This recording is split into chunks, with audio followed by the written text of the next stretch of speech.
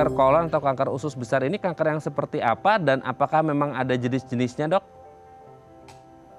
Ya, jadi cancer itu kan tumor ganas Ya. ya. Dan paling sering adalah mulainya dari tumor jinak dulu yang seperti kalau orang awam bilang polip. Nah, dia bermula dari situ, dari polip, lalu berubah menjadi keganasan. Nah, jadi mulai dari yang tumor jinak polip tersebut sampai ke yang kita bilang kanker kolon. Jadi berubah menjadi keganasan seperti itu. Oke, kalau ciri-ciri orangnya ini seperti apa, Dok? Ada nggak maksudnya dari kelihatan kasat mata langsung gitu ya, kita lihat itu ini orang pasti mengalami kanker kolon atau memang harus lewat ya pemeriksaan dulu supaya tahu bahwa orang ini mengalami kanker kolon, Dok? Ya, jadi tetap kita balik lagi sulit sebenarnya kita mendeteksi. Tapi kita balik lagi ya mulai dari faktor resiko. Faktor resikonya mulai dari usia ya. Terus di atas mulai dari 50 tahun ke atas. Nah, itu mesti diperhatikan. Terus ya yang pasti pasien datang dengan gejala-gejala ya. Jadi pasien biasanya yang paling penting gejalanya perubahan pola buang air besar.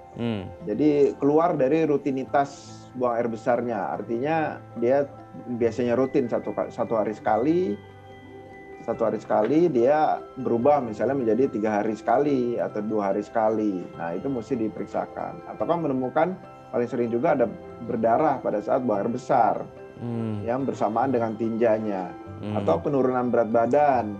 Itu juga bisa tiba-tiba tanpa sebab yang jelas. Terus sering merasa lelah.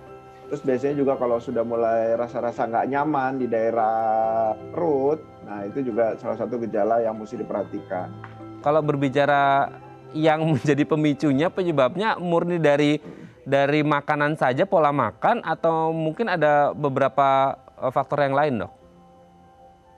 Jadi faktornya itu usia sama genetik. Nah, itu usia juga genetik kita nggak ya? bisa ya salah satunya genetik. Ya, genetik itu juga yang nggak bisa kita ubah ya.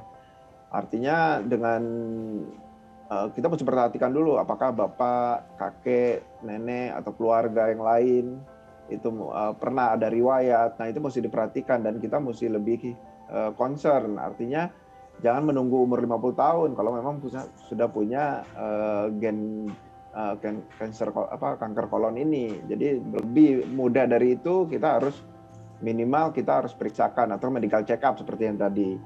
Nah, kalau yang bisa dikendalikan ya mungkin seperti ya gaya hidup kita lah yang mesti diperbaiki. Jadi menghindari gaya hidup yang tidak baik, misalnya seperti tadi tidak berolahraga atau merokok atau mengkonsumsi minuman beralkohol yang berlebihan. Nah, itu yang mesti hindari. Seperti itu. Jadi kalau genetik itu dia bisa berubah menjadi cancer ya itu balik lagi ke lifestyle kita. Seperti itu. Oke, kalau genetik itu sebenarnya kan dia bisa keluar apa enggak tergantung lifestyle kita. Kalau lifestyle kita bagus ya dia akan lebih rendah keluarnya gitu, kansernya itu penyakitnya. Tapi kalau lifestyle kita udah nggak bagus dari mudanya sampai ini kita nggak bagus, kemungkinan besar untuk dia timbul kanker kolon akan semakin besar. Apalagi kalau ada genetiknya, artinya ada keturunannya, maka resikonya akan lebih besar lagi. Nah, sebenarnya kalau kita berbicara tentang pengobatannya, Dok, maksudnya pengobatannya ini kalau untuk tadi kan dokter sempat menyebut, Dok, kalau untuk yang di awal-awal ketika deteksi dini ini kan bisa diminimalkan sekali ya, Dok ya. Tapi ketika kita berbicara tentang orang yang sudah banyak juga kasus ketika datang sudah udah di tahap yang waduh ini agak berat nih gitu ya, Dok ya. Nah, ketika udah masuk di tahap yang lumayan agak berat gitu, Dok, ini apa hal yang harus dilakukan? Maksudnya tindakan atau treatment seperti apa yang biasanya dilakukan untuk si pasien ini, Dok? Ya, untuk pengobatan ya yang paling baik tetap pembedahan. Ya, selama kita masih kita nilai kanker kolonnya bisa diangkat, ya kita angkat, itu yang paling baik.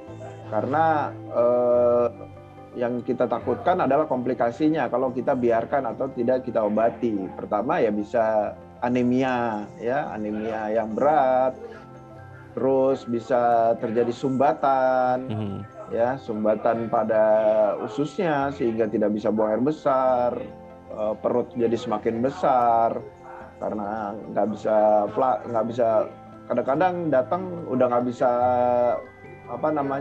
buang angin pun nggak bisa. Nah itu cukup berat. Artinya sudah menutup dengan benar-benar menutup. Nah itu yang kita harus hindari. Artinya kalau misalnya kita bisa lakukan pembedahan, kita tetap pembedahan dulu opsi pertamanya. Seperti itu.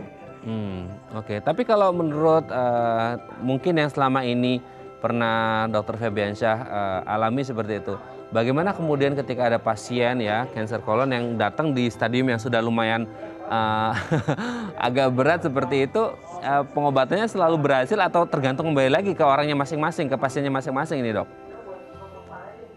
Ya balik lagi, memang pertama ke pasiennya masing-masing. Yang kedua memang balik lagi ke stadium mana dia sampai ke kita gitu. Kita nilai sampai mana.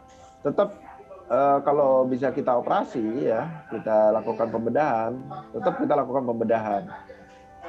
Ya, kalau misalnya kadang-kadang bisa ada kondisi di mana sudah tidak bisa diangkat, artinya sudah menempel ke organ-organ lain, ke organ sekitarnya, sehingga dia kita nilai tidak bisa diangkat.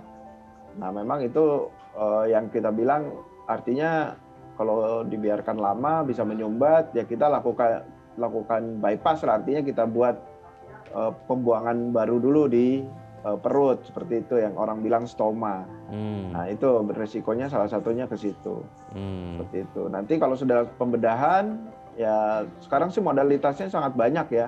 Artinya itu lina pertamanya yang pembedahan. Selama bisa diangkat. Tapi nanti setelah pembedahan pasti ada pengobatan selanjutan seperti kemoterapi. Kalau misalnya di area rektum yang tadi seperti kasus yang tadi ada tempatnya penyinaran, radioterapi. Nah itu jadi multimodalitasnya banyak sih untungnya.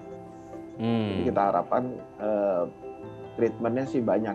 Jadi banyak pilihan lah artinya gitu. Nggak cuman ini, jadi banyak pilihan.